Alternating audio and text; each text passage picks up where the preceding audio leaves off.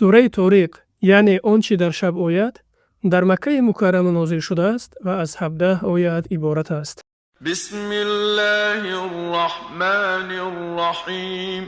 Ба номи Аллоҳи бахшояндаи меҳрубон. Вассамаи ваттариқ.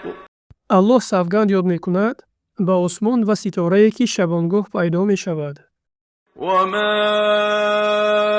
адрака маттариқ.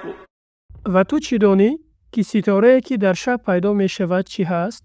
Ан-наҷму ас-саақиб. ситораи дурахшоне ҳаст, ки торикии шабро мешикофад. Ин куллу нафсин ламма алайҳа ҳафиз. Касе вуҷуд надорад, магар ин ки бар ӯ фариштае вакил карда шудааст барои навиштани амалҳои ӯ.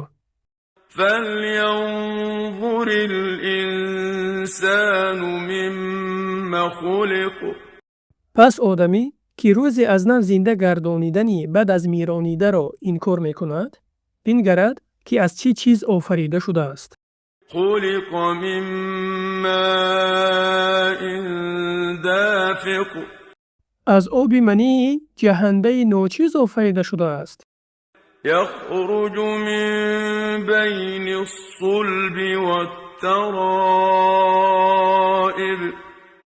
ки аз миёни устухони пишти мард ва устухони синаи зан берун меояд. إِنَّهُ عَلَى رَجْعِهِ لَقَادِرٌ. бегумон Аллоҳ ба бозофариниши ӯ тавоност. يَوْمَ تُبْلَى السَّرَائِرُ. рӯзе ки розҳои ниҳонӣ ошкор мешавад ва амалҳои солеҳ аз амалҳои фосид ҷудо мегарданд.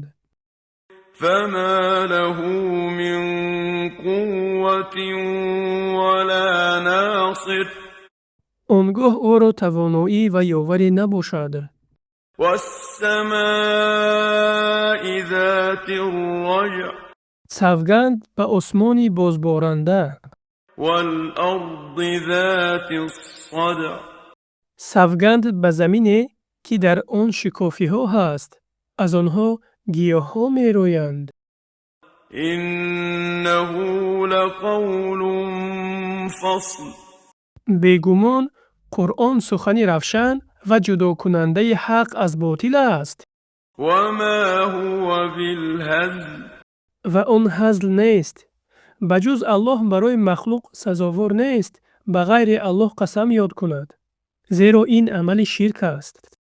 إِنَّهُمْ يَكِيدُونَ كَيْدًا.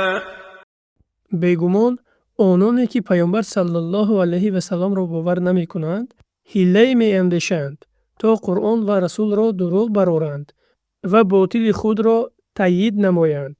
ин буд тафсири Саъдӣ. وَأَكِيدُ كَيْدًا. ва ман низ чорае меандешам, то ҳақро нусрат диҳам, агарчи кофиронро нописанд ояд.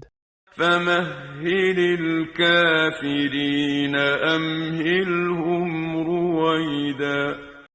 пас кофиронро муҳлат деҳ, андаке муҳлаташон деҳ ва дар фуруд омадани азоб ба онҳо шитоб макун.